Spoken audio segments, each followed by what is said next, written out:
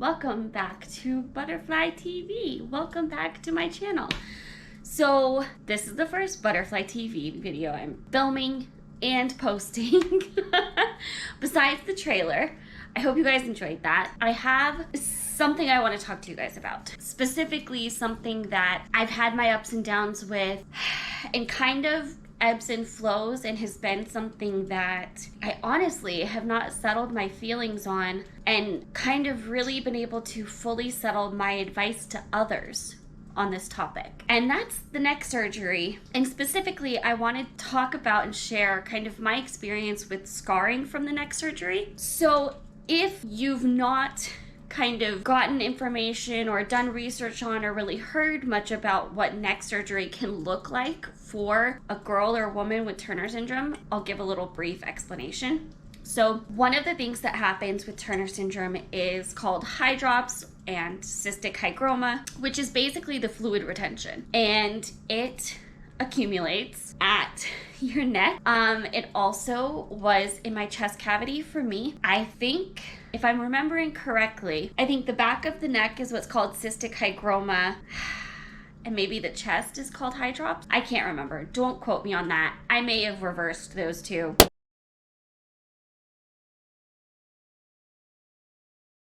Either way, those are the terms they use for it, and basically it's fluid retention. It's fluid that your lymphatic system should have dispersed, but it wasn't doing its job. And so when that fluid is collected at the base of the neck, that fluid retention is what causes the webbed neck that you see with Turner syndrome. That's what that's from. That's where that comes from. And that's why there's a neck surgery involved with Turner syndrome, or it can be suggested there's different treatment options for the webbed neck through neck surgery. Now, for me, I did not have extreme webbing of my neck. Mine was certainly not very extreme. I honestly was probably just a little more self-conscious about it. It was probably more of a I noticed it thing rather than it was super prominent and actually really visible or noticeable, but I digress. I made the decision to look into neck surgery when I was I had neck surgery the first time at 16. So I think I probably started looking at it when I was like 15 and a half-ish. I told my parents that I wanted to look into it and at least see what the options were. And so we went and talked to a doctor.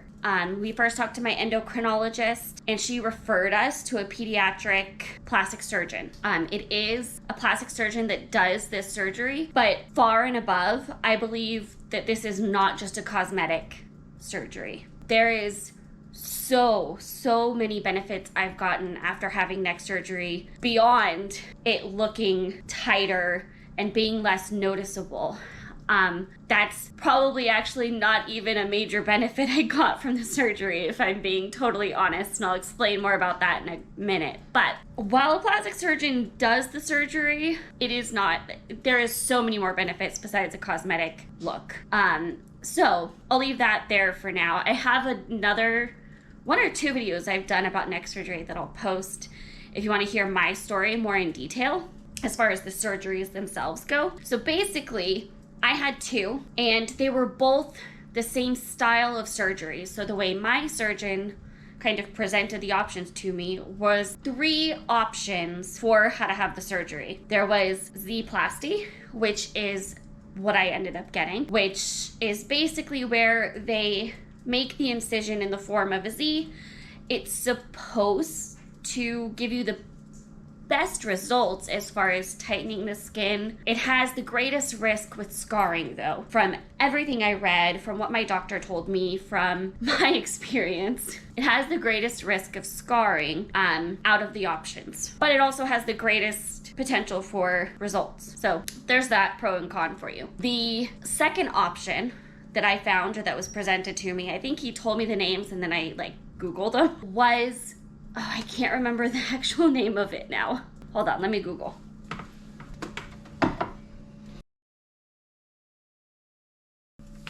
Okay, I think the second one was called the lateral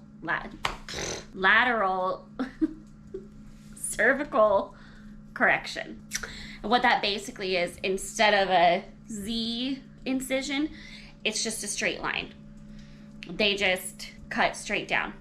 And it's all behind your ears, so it's all back here on your neck. The third option, I don't actually recall very much about that one. I know it was one that I very quickly dismissed as not what I wanted. In just Googling 5 seconds ago, I'm pretty sure it was basically a neck lift, where it wasn't as major of cutting. It was almost just like pulling it. I don't know.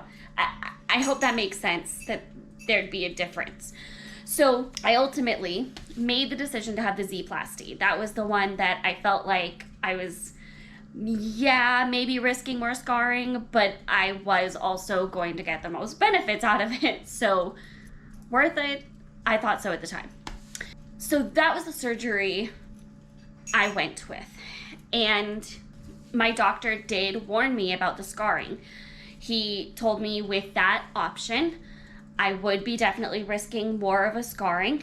And he kind of gave me what procedures he would have in place for after surgery to, both right at the end of surgery and after, to do as much as we could to try to control the scarring, to give me the best results with the scarring as I could get. But he did impress upon me I was taking a risk with that, and that, there was no guarantee with how the scarring would turn out. And so that was how I went into the first surgery, knowing I was risking that.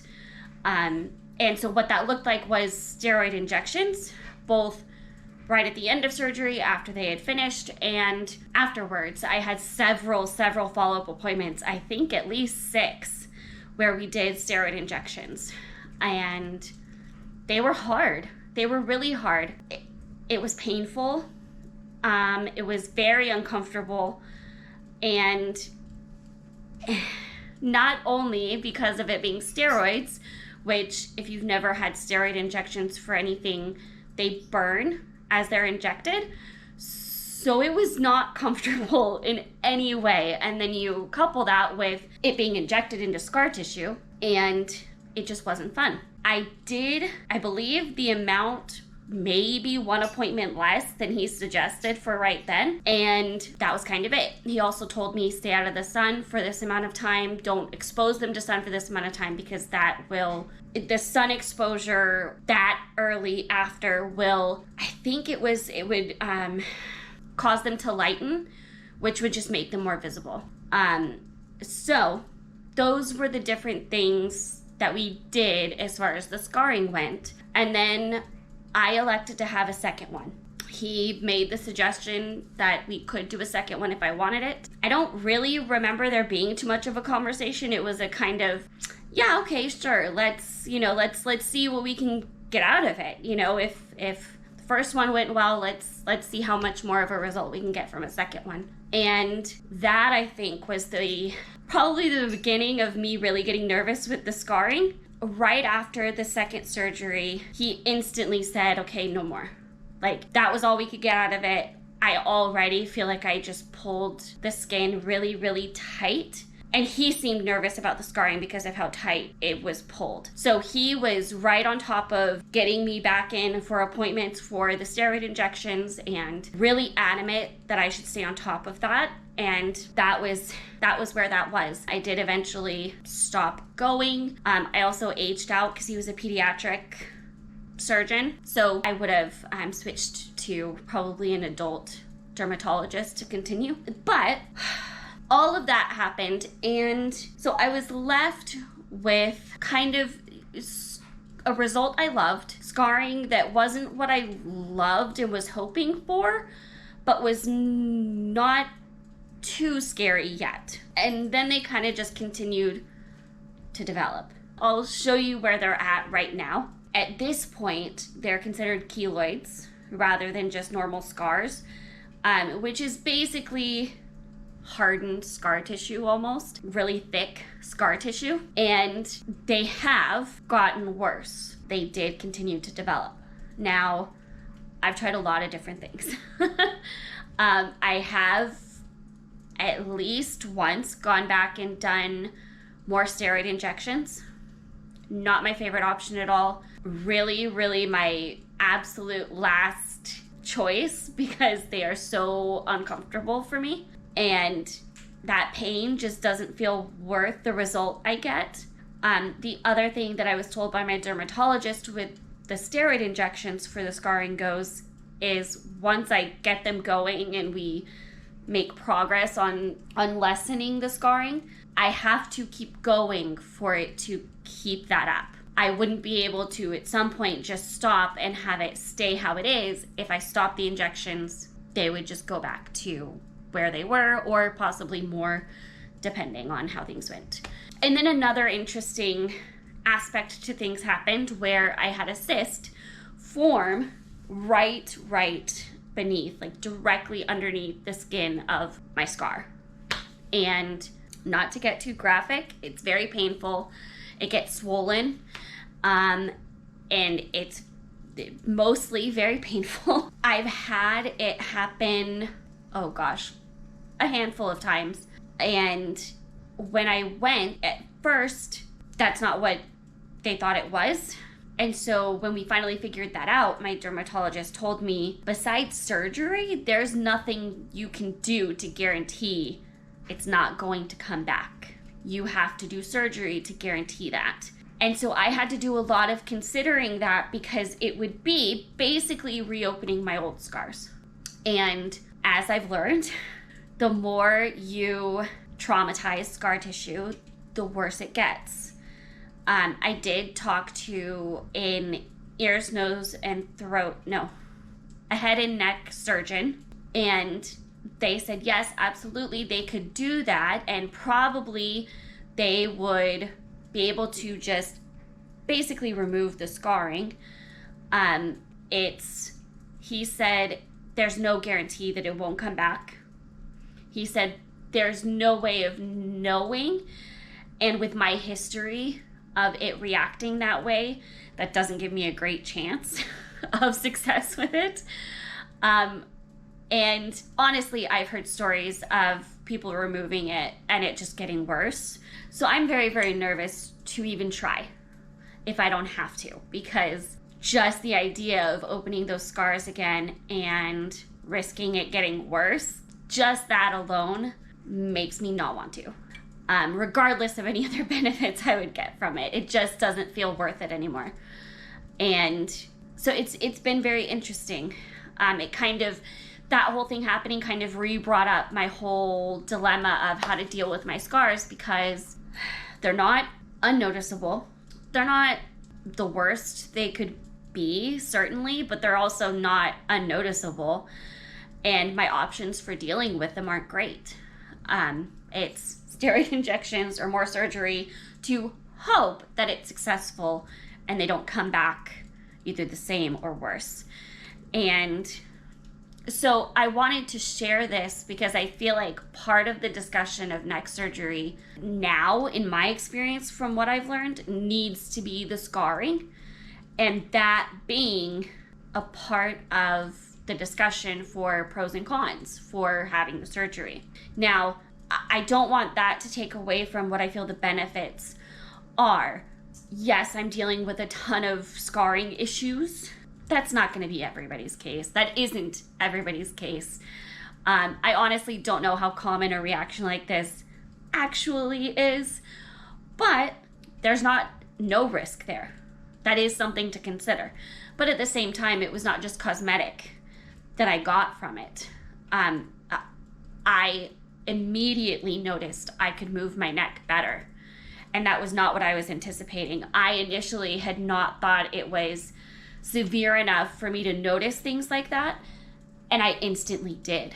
It really made a difference in neck mobility and things like that. And so there's a lot to consider. I've looked into a lot of other options too. Like I've tried creams. I've asked numerous times if there was anything other than the injections I could try. And basically when they're in this state, topical just doesn't permeate enough to make a difference. And so where I'm at is trying to deal with them as they are, just do what I can, and kind of process as I go what I want to do. I have avoided having to have surgery so far. Now, if I'll get to a point where I can't ignore it anymore and I have to, is going to be a whole other thing. I could decide to have surgery without having them do anything to the scars, and they just do a little bit maybe on the bottom, and so it would just extend what's there rather than risking what's there coming back with a vengeance. Can you tell that's what I'm most nervous about? Like, even if I knew it would be, they just come back how they are if they came back, that'd be one thing. But to know that I could potentially have them come back worse than they are just feels like such a bigger thing. Just that difference just seems to be really big for me. So, especially with my history, not my favorite option. Would I love if I could do that and it wouldn't, and it would not come back and be successful in just removing it? Absolutely. And if I thought there was a decent enough chance of that happening, I would jump on it like that. At this point, I don't feel that way. After talking to the doctors, I really don't. So, all of this to say, don't take the scarring risk lightly. Not to say that it should outweigh everything else, but just let it be part of the picture, part of the conversation. Because it is not just in looks that it affects me. I mean, sure, it doesn't look the way I had hoped when I thought about having the surgery. It certainly, the scarring has been not great. It's not my favorite thing. But at the same time, it's also impacted me in other ways. So even if I didn't particularly mind how it looked, it opens me up to other people asking questions and having to explain to people that I may not be in that place, in that relationship with them. Like, people I may not even know, really, to have to explain where the scars come from, to have people asking questions.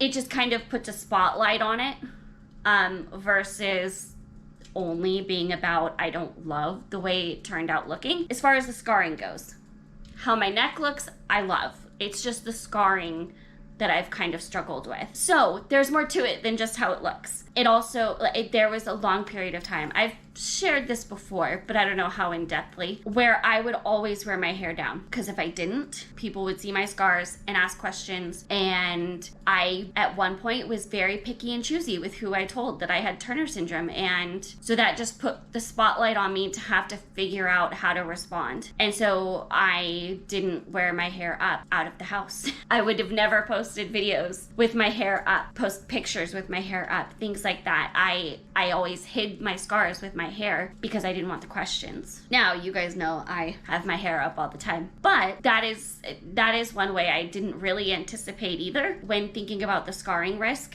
was that kind of situation happening. And so all of this just to say, these are things to think about as you're making this determination. Now, once again, no one piece of the picture I feel like should be a heavier weight than another. I think all of it should be a part of the conversation, but I think the biggest pro and con for me came down to scarring risk versus benefits of how I felt like it would look. Neck mobility has become something I didn't even think about, that I am very thankful for the outcome of, and I think those are important to look at. So that's kind of my story and update on scarring. No real change in that area, just kind of something that I feel a little stuck with, and I'm not really sure what way to move forward with because I don't feel like the options are great. So I hope this helped you. I hope this gave you a little bit of food for thought in this area if you're thinking about it in some way, and I hope it was enjoyable. So if you enjoyed it and liked it, give it a thumbs up.